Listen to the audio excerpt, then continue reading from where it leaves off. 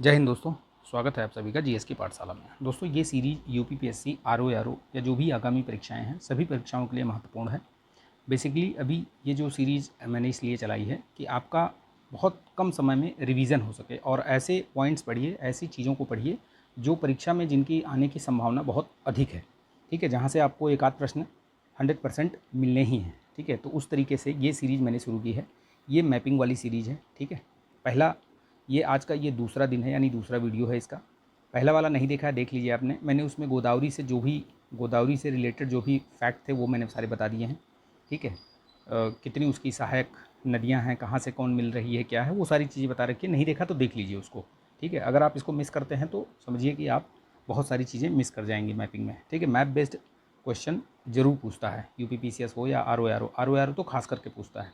UPPCS में भी एक आध दो प्रश्न ऐसे आते ही हैं। ठीक है, तो आज भी मैपिंग वाला ही है। ठीक है, इस तरीके के छोटे छोटे वीडियोस बनाऊंगा मैं, बहुत बड़े वीडियोस नहीं होंगे। ठीक है, इसको लाइक कीजिएगा, शेयर कीजिएगा। अगर आप लोग इसको नहीं पसंद करेंगे, नहीं लाइक करेंगे, नहीं शेयर करवाएंगे, दोस्तों से नहीं आप वो कराएंगे, सब्सक्राइब करवाएंगे, तो मैं इसको बंद कर दूंगा सीरीज़ में। 1-2 दिन देखता हूँ, उसके बाद बंद कर दूंगा इसको, क्योंकि जब रिस्पांस नहीं मिलेगा तो कोई फ़ायदा नहीं है बनाने का। ठीक है, तो चलिए शुरू करते हैं वीडियो को। बहुत बड़ा वीडियो नहीं होगा, देख लीजिएगा इसको। ठीक है, अभी मान के चलिए कि आपका 45 दिन से भी कम बचा हुआ है यूपीपीसीएस प्री में, तो आप बहुत सेलेक्टिव चीज़ें पढ़िए, टेस्ट सीरीज़ लगाइए, मॉक टेस्ट जरूर लगाइए। ठीक है, मार्केट में बहुत सारे मॉक टेस्ट हैं, चाहे आप ध्येय का ले लीजिए, दृष्टि का आया हुआ दृष्टि का ले लीजिए। ठीक है, या अन्य किसी जो भी आप जहाँ से भी लगा रहे हैं लगाते रहिए टेस्ट सीरीज़ आपको बंद नहीं करना है। दो काम आपको रेगुलर करते रहना है। एक रिवीजन करते रहना है अपने जो नोट्स बना रखे हैं आपने। ठीक है, जो भी क्वेश्चन बैंक बना रखे हैं वो। ठीक है, दूसरा काम आपको ये करना है, लूसेंट जीके इस समय आप उठा लीजिए, उसको पढ़ डालिए पूरा। ब्लू वाली जो बुक आई है, अगर नहीं है तो ले लीजिए, अभी भी समय है। आप 1.5 महीने 45 दिन है, आप उसको आराम से ख़त्म कर सकते हैं, 2 बार ख़त्म कर सकते हैं। ठीक है, और पढ़ते जाइए, एक बार पढ़िए, उसको थोड़ा थोड़ा अंडरलाइन करते जाइए, और दोबारा जब पढ़िए तो वही जो आपने अंडरलाइन या मार्क कर रखा है वही पढ़िए। ठीक है, इस तरीके से पढ़िए उसको। तो ये ज़रूर करिए ये काम। ठीक है, उसके अलावा मॉक टेस्ट, तीसरा काम मॉक टेस्ट करिए। ठीक है, एक टाइम टेबल बना लीजिए। अगर कोई चीज़ आप रिवाइज़ कर रहे हैं तो आपका ये टारगेट होना चाहिए कि आज मैं ये वाला पार्ट रिवाइज़ करूँगा, या ये हिस्ट्री रिवाइज़ करूँगा, या आज मैं पॉलिटी रिवाइज़ करूँगा। इस तरीके से टारगेट बना के रख के चलिए। ठीक है, टारगेट बना के चलेंगे, छोटे छोटे, बहुत बड़े बड़े टारगेट नहीं, तो छोटे छोटे बना के रखिए।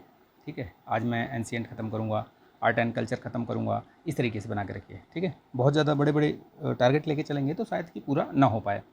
तो आज मैं ये इस वीडियो में कृष्णा नदी के बारे में बताएंगे, जो कृष्णा नदी का अपवाह क्षेत्र है।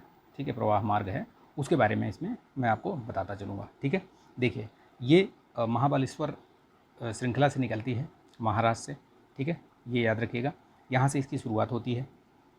ठीक है, नदियों के नाम जरूर देखते जाइएगा, कौन कहाँ नदी कौन सी मिल रही है, देखते जाइएगा। ठीक है, यरला सबसे पहले जो है यहाँ पे, इधर से देखिए कोयना, एक कोयना डैम भी बना हुआ है इसी पे। यहाँ पे ये इसकी कोयना, ये नदी है, इसी पे ये कोयना डैम बना हुआ है, याद रखिएगा। ठीक है, पूछे अगर कि कोयना डैम किस पे है तो कोयना नदी पे ही है। ठीक है, ये यहाँ देखिए, ये आके मिल रही है ना कोयना, और इसी पे ये कोयना डैम भी बना हुआ है। ठीक है, उसके बाद ये देखिए वरना नदी है, इसी में वरना नदी भी है। पंचगंगा नदी ये, ठीक है, पंचगंगा नदी में ये इतनी नदियाँ मिलती हैं, कुंभी, तुलसी, भोगावती, कसारी, सरस्वती, ये मिल के जो है ये पंचगंगा नदी बनाती हैं, ये जो कि कोल्हापुर में आके यहाँ पे मिल जाती है। ठीक है, ये याद रखिएगा, ये कोल्हापुर में ये यहाँ पे मतलब ये बनती है पंचगंगा, और आके यहाँ पे मिलती है। ठीक है, पहले इधर वाली देख लेते हैं, राइट साइड वाली, फिर लेफ्ट साइड वाली देखेंगे। कल वाले वीडियो में मैंने बताया था कि राइट साइड और लेफ्ट साइड, ठीक है, राइट बैंक से और लेफ़्ट बैंक से, तो जैसे जिस तरफ नदी बह रही है, ठीक है, ऐसे बह रही है, तो ये आप इधर मुंह करके इधर को खड़े हो जाइए, तो आपका जो लेफ़्ट होगा वही नदी का भी लेफ़्ट होगा, और आपका जो राइट होगा वही जो है वो नदी का भी राइट होगा। ठीक है, इसी तरीके से देखा जाता है। ठीक, तो ये ध्यान रखिएगा, तभी आप समझ पाएंगे। तो अभी हम राइट की तरफ से देख रहे हैं। ठीक है, हमने देखा कोयना, हमने देखा वरना, ठीक है, हमने देखा ये पंचगंगा, फिर यहाँ पे मालप्रभा। ठीक है, ये इसका जो उद्गम होता है वो कर्नाटक से होता है, लेकिन आके मिलती है इसी में। फिर मालप्रभा के बाद घाट प्रभा, घाट प्रभा के बाद ये तुंग और भद्रा, दो नदियों से मिलकर ये तुंगभद्रा बनती है। ठीक, याद रखना, इस पर तुंगभद्रा बांध भी है। ये किन के, ये ऐसे भी पूछता है किन दो नदियों से मिलकर बनती है, तो तुंग और भद्रा, ये यहाँ आके मिलती है। ठीक है, इधर से, ठीक, इधर वाली नदियाँ ये सारी हो गई। ठीक है, अब आगे देखते हैं हम इधर ऊपर वाले, ठीक है, लेफ़्ट साइड से कौन कौन नदियाँ मिल रही हैं, कहाँ कहाँ से मिल रही हैं देखते हैं, ठीक है। इधर से देखिए यरला सॉरी यरला हो गई, फिर ये भीमा नदी हो गई, ठीक है, भीमा नदी। ये फिर आगे आएंगे तो ये यहाँ से ये हैदराबाद इसके मूसी नदी के तट पे बसा हुआ है।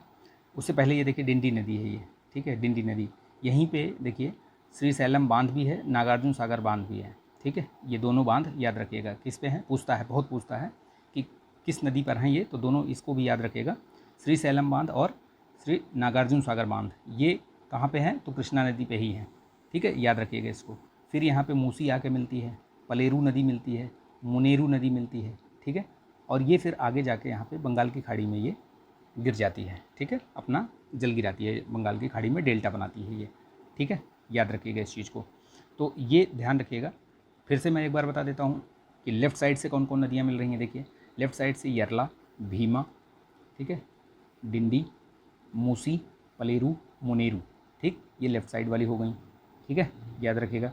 और राइट साइड वाली देख लीजिए, राइट साइड से कौन कौन मिल रही हैं, तो इधर से ये कोयना नदी हो गई, वरना नदी हो गई, पंचगंगा, मालप्रभा, घाट प्रभा, इधर ये तुंगभद्रा, ठीक है। ये सारी नदियाँ जो है कहाँ मिलती हैं, कृष्णा में, ठीक।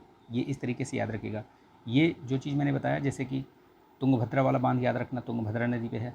यहाँ पे श्री सैलम बांध और नागार्जुन सागर बहुत पूछता है ये, ठीक, याद रखना। ये दोनों पूछता है, इसको भी याद रखना, ठीक है, ध्यान रखिएगा।